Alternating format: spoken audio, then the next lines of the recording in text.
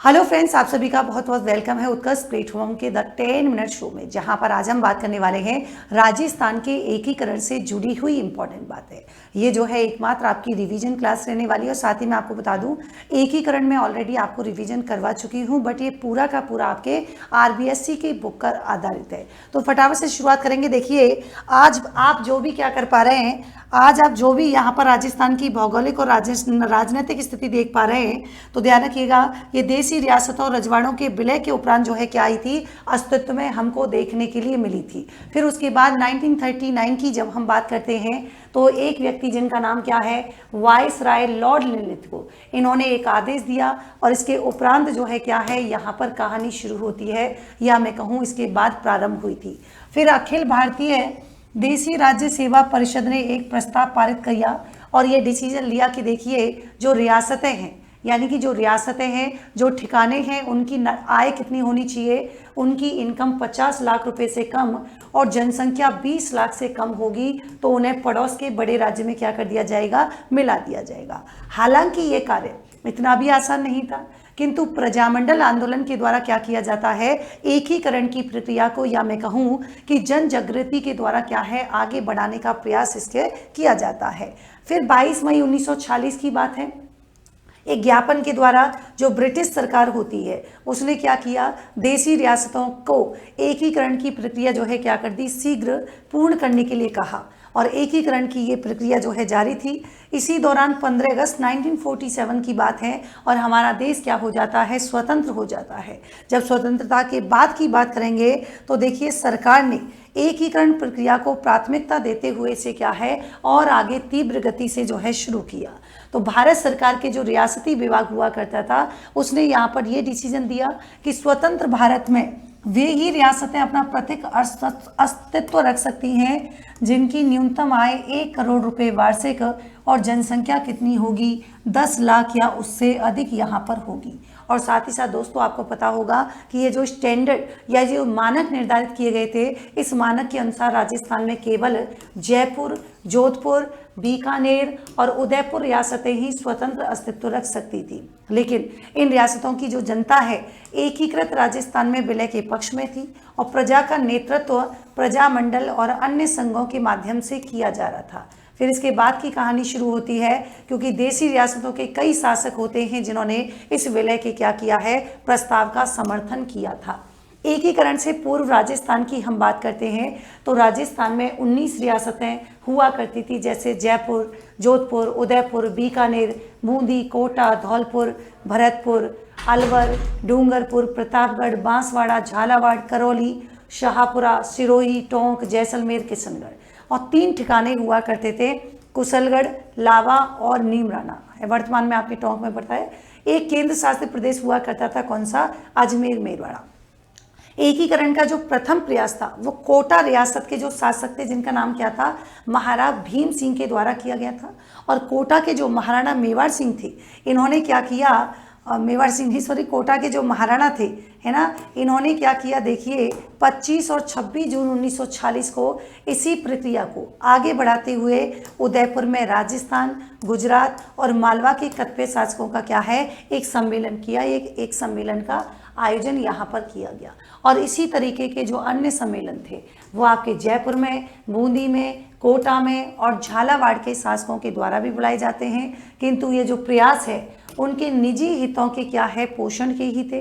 इसीलिए ये जो प्रक्रिया है, ये जो प्रोसेस है वो पूर्ण नहीं हो पाता और शासकों के समानांतर ही जनता से सीधे जो जुड़ी हुई संस्थाएं थी और जो संगठन थे वो भी एकीकरण की प्रक्रिया में क्या हो जाते हैं, एक्टिव हो जाते हैं, या मैं कहूँ सक्रिय हो जाते हैं।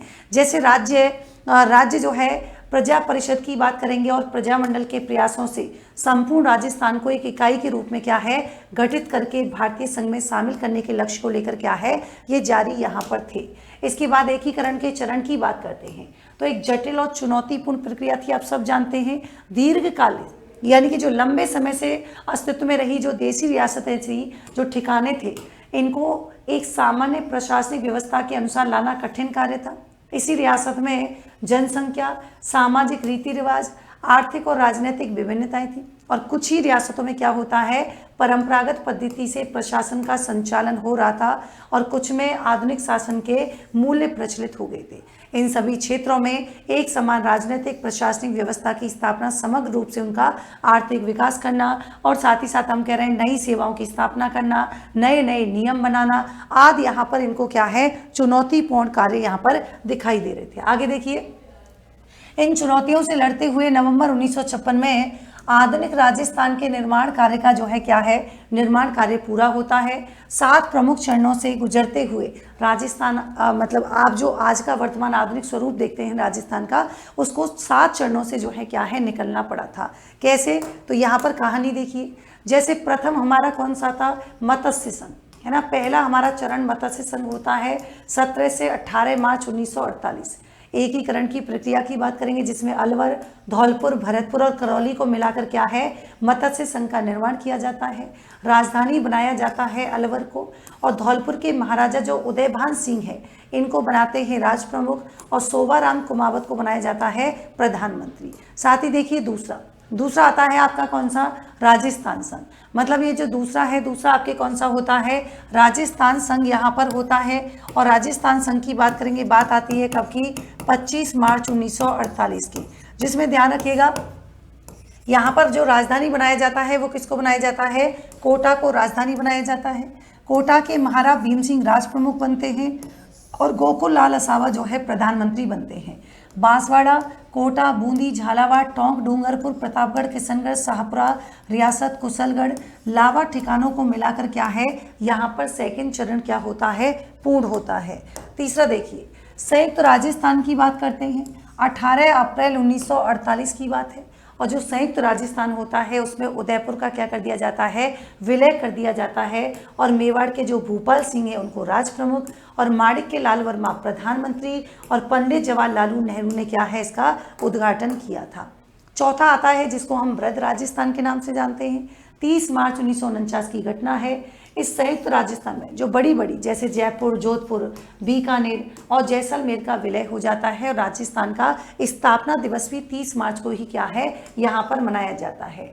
जयपुर के मानसिंह द्वितीय राज प्रमुख और हीरालाल शास्त्री प्रधानमंत्री और महाराणा भूपाल सिंह महाराजा प्रमुख नियुक्त होते हैं और सरदार वल्लभ भाई पटेल ने क्या किया था, यहाँ पर इसका इनोग्रेशन किया था। जो पंचम आता है संयुक्त वृहद राजस्थान, 15 मई 1949 की बात है और यहाँ पर आप जानते हैं कि एक तो वृहद राजस्थान में किसका, मत्स्य संघ का क्या हो जाता है, नीम राणा ठिकाना सही जो है क्या है, विलय यहाँ पर हो जाता है। और ये घटना कब की है, 15 मई 1949 की। फिर आता है कौन सा, छठा चरण। छठा चरण की बात करते हैं 1 नवंबर, है ना। छठे चरण की बात आती है, देखिए तो 26 जनवरी 1950 की बात आती है। सिरोही, देलवाड़ा और आबू क्षेत्र को छोड़कर क्या है, इसका विलय कर दिया जाता है और फिर कहानी शुरू होती है सप्तम यानी कि 7वें। 1 नवंबर 1956 की घटना है। फिर राजस्थान में आपके जो आबू देलवाड़ा है, अजमेर मेरवाड़ा और मंदसौर जो कि आपके एमपी, इसका सुनील टप्पा क्षेत्र का विलय करके एकीकरण की प्रक्रिया पूर्ण कर दी जाती है और झालावाड़ का जो सिरोंज क्षेत्र हुआ करता था इसको दे दिया जाता है किसको, एमपी यानी कि मध्य प्रदेश को। तो ये पूरी की पूरी जो हमने आज की क्लास ली है ये पूरी आरबीएससी पर आधारित है। अब देखिए यहाँ पर मैं आपको बता दूं कि हमारा चल रहा है होली हंगामा ऑफर, लेकिन उससे पहले ही हमने एक और चीज़ आपके लिए शुरू की थी और वो खास चीज़ क्या थी कि आरएस 2026 फ्री कोर्स, यानी कि ऐसे स्टूडेंट जो आर्थिक परिस्थिति या फिर किसी अन्य रीजन की वजह से अपनी तैयारी को एक नई दिशा और एक नई दशा नहीं दे पाते, उनके लिए हमने एक शुरू किया है आरएस 2026 फ्री कोर्स, जो कि बिल्कुल न्यू पैटर्न पर आधारित है, जहां पर आपको राजेश फाउंडेशन के नोट्स आपको प्रोवाइड किए जा रहे हैं, करंट अफेयर्स की मैगजीन आपको मिलेगी और सबसे इम्पॉर्टेंट बात कि आपको वीकली टेस्ट भी मिलेंगे और समय समय पर आपके एक्सपर्ट सेशन भी आपके होते रहेंगे। आप इन नोट्स को डाउनलोड कर सकते हैं, प्रिंट निकाल सकते हैं।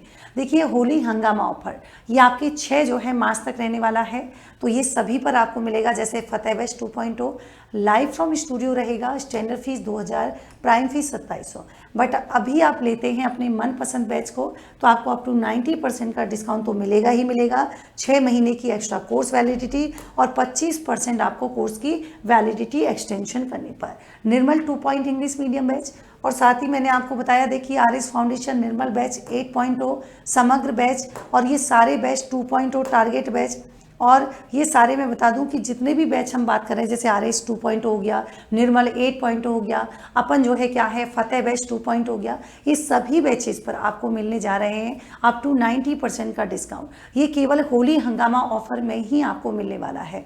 तो देखिए ये होली आपकी सिलेक्शन वाली होली होनी चाहिए, तो मौजूदा कोर्स की वैलिडिटी बढ़ाते हैं तो भी 25% मिल रहा है, इससे बेस्ट आपके लिए कुछ हो नहीं सकता। तो आज ही अपने मनपसंद बैच में एनरोल कर लीजिएगा। Thank you so much.